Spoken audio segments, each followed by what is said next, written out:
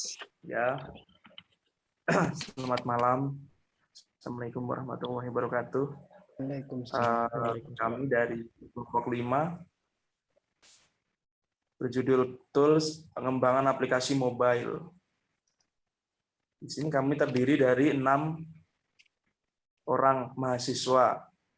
Pertama, Rahmat Anadama Putra, Muhammad Ramadan, Reza Wahyudi, Angga Setiawan, Dendra Lesmana, dan Muhammad Sobiqul Zurdin, saya sendiri. Next, Mas.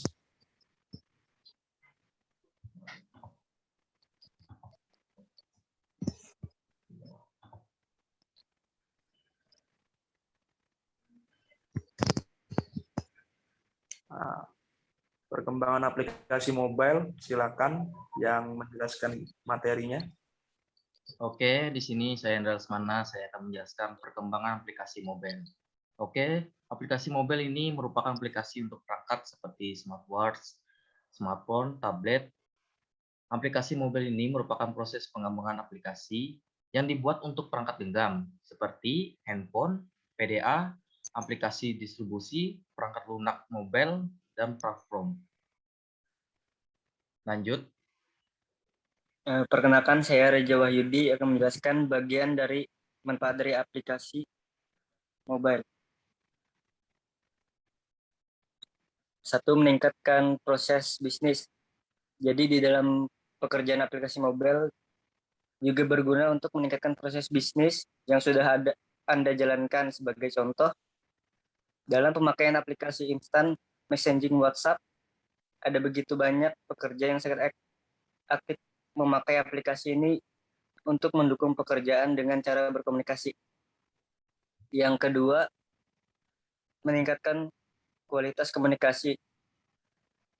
Aplikasi mobile juga berguna untuk saling berbagi informasi yang berhubungan dengan banyak hal, seperti pekerjaan dan lain sebagainya. Dengan adanya aplikasi mobile, maka komunikasi yang sebelumnya sulit dilakukan karena harus bertemu langsung, bisa semakin mudah dengan memanfaatkan aplikasi mobile tersebut. Yang ketiga, meningkatkan kualitas hidup. Aplikasi ini akan memudahkan manusia ketika menjalani kehidupan keseharian hidup. Sebagai contoh, para pengguna hanya butuh aplikasi untuk mengorder transportasi umum sehingga lebih efisien, memesan makanan secara online dengan satu aplikasi saja sehingga lebih praktis, dan masih banyak lagi.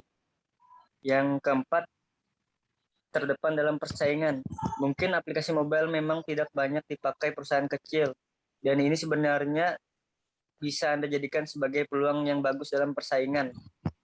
Anda bisa menjadi yang pertama untuk memakai dan mengembangkan aplikasi mobile untuk mulai menawarkan pada pelanggan Anda. Kelima, meningkatkan keterlibatan pelanggan. Meningkatkan dan membangun keterlibatan pelanggan juga bisa dilakukan dengan aplikasi mobile. Sebagai contoh, para pelanggan bisa terhubung dengan fitur help atau fitur pesan, sehingga akan terjadi perbedaan cara berkomunikasi antara Anda dengan pelanggan.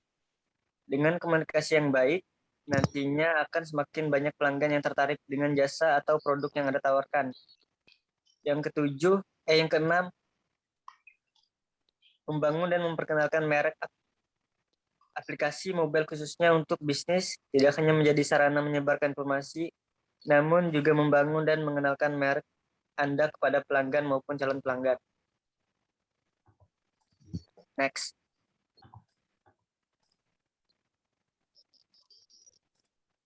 Ya, yang kedua adalah tools pengembangan aplikasi mobile. Ada beberapa tools yang sering digunakan untuk pengembangan aplikasi mobile, yaitu yang pertama ada Android Studio. Android Studio merupakan IDE atau Integrated Development Environment yang diluncurkan oleh perangkat lunak raksasa, yaitu Google pada tahun 2013. Android Studio memiliki kelebihan dalam proses testing atau pengujian yang dilakukan secara langsung dan tidak perlu menggunakan perangkat aslinya. Kelemahan dari IDE ini adalah dari sisi kebutuhan resource yang besar. Jika pengguna menggunakan IDE ini, maka harus menyiapkan spesifikasi hardware yang cukup besar dengan minimum RAM 4 GB, serta membutuhkan penyimpanan yang cukup besar untuk setiap asetnya. Tool ini tersedia dalam Windows, Linux, dan Mac OS. Yang kedua, ada Apache Cordova. Apache Cordova merupakan platform untuk membuat aplikasi mobile dengan menggunakan bahasa HTML, CSS, dan JavaScript. Tools ini juga didukung oleh sistem operasi berbasis Android, iOS, Windows Phone, dan BlackBerry. Dalam Cordova sendiri juga disediakan API atau Application Programming Interface, plugin untuk memudahkan pengembang dalam beberapa fungsi penting pada mobile. Yang ketiga ada Eclipse. Eclipse juga merupakan IDE sama dengan Android Studio. Fungsi utama dari penggunaan Eclipse sendiri adalah untuk mengembangkan aplikasi dengan menggunakan bahasa pemrograman Java. Dalam Eclipse sendiri juga terdapat banyak sekali jenis plugin untuk mengembangkan aplikasi dengan bahasa pemrograman yang lain. Yang keempat, ada Visual Studio Code. Tampilan UI yang mempermudah developer dalam menyusun kode program dengan variasi warna yang diberikan pada setiap kode. Selain itu, Visual Studio juga terbilang software yang memiliki spesifikasi rendah dan bersifat open source. Kekurangan dari software ini adalah saat pengguna ingin menggunakan bahasa pemrograman, harus menginstal terlebih dahulu plugin dan assets dari setiap bahasa. Selain itu, proses penyimpanan pada IDE dapat update yang dilakukan membutuhkan koneksi internet yang stabil agar program dapat tersimpan dengan baik. Next.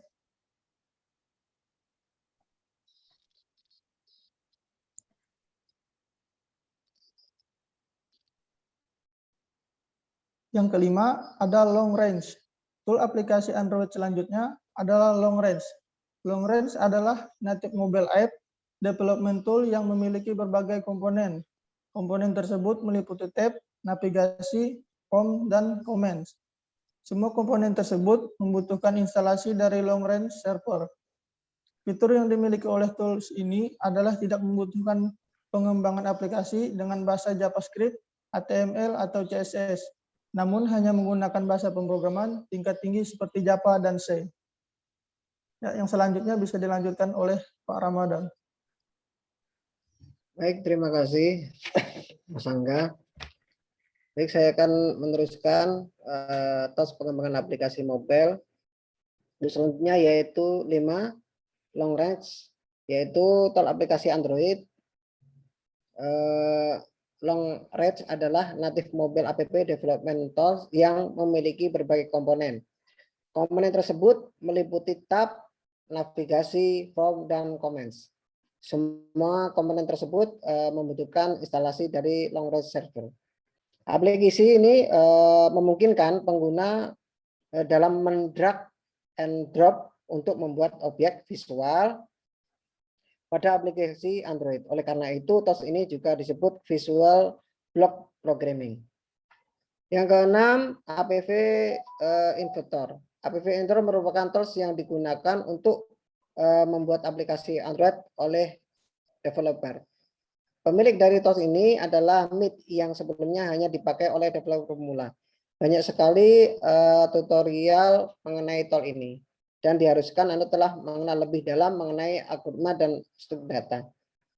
Yang ketujuh, Budi. Budi merupakan tools yang digunakan tidak hanya untuk pengembangan aplikasi Android, akan tetapi juga dapat diintegrasikan dengan website. Jadi Budi ini juga terintegrasi dengan AWS atau Amazon Web Service. Yang ke-8, React Native. Saat ini banyak sekali developer yang menggunakan aplikasi hybrid agar aplikasi mobile yang dikembangkan dapat berjalan di setiap platform. React Native menjadi salah satu pilihan dari pengembang untuk mengatasi problematika dalam pembuatan aplikasi dari web menjadi mobile. Next.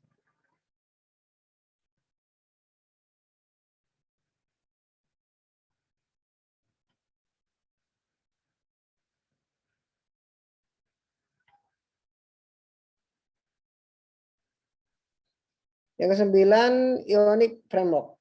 Ionic Framework adalah framework aplikasi mobile menggunakan HTML5 untuk mengembangkan mobile app dengan teknologi web. Pengembang tidak perlu bersusah payah untuk belajar mengenai bahasa Java, Kotlin, Objective, C, dan lain-lain. Karena dengan tool ini Anda dapat mengembangkan aplikasi dengan menggunakan pemrograman web. Dari sisi logik, ini menggunakan Frontend dan JavaScript, yaitu AngularJS dengan menggunakan AngularJS. Maka akan dibuat berjalan seperti hanya pada aplikasi natif. Terus yang berikutnya yaitu Xamarin. Xamarin merupakan ide untuk membuat aplikasi mobile berbasis Android, iOS, dan Windows Phone. Xamarin juga telah terintegrasi dengan dua ide lain, yaitu Xamarin Studio dan Microsoft Visual Studio. Jika Anda menggunakan Mac OS, dianjurkan untuk menggunakan Xamarin Studio. Baik, mungkin dilanjutkan teman saya untuk berikutnya.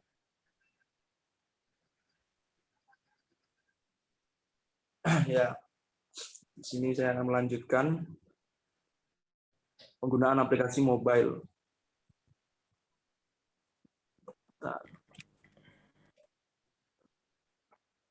Aplikasi mobile atau sering juga disingkat mobile apps adalah aplikasi dari sebuah perangkat lunak yang dalam pengoperasiannya dapat berjalan di perangkat mobile seperti smartphone, tablet, iPod, dan lain-lain.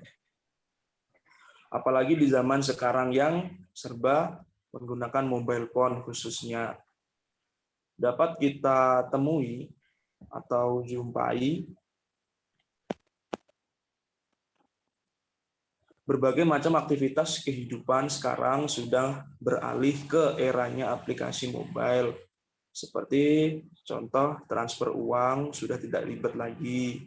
Terus berbagai macam jenis transaksi sudah bisa kita lakukan lewat mobile saja. Next, dilanjutkan teman saya, Dama.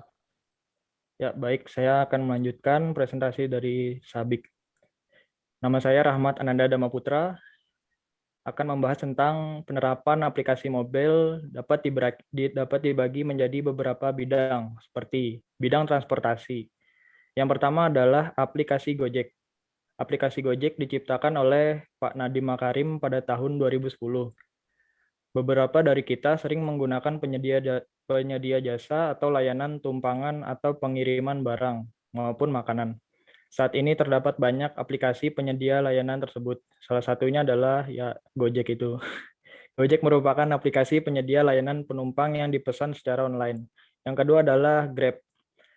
Pendirinya adalah seorang pria Malaysia bernama Anthony Tan. Sedangkan Gojek digagas oleh sosok Nadiem Makarim. Next.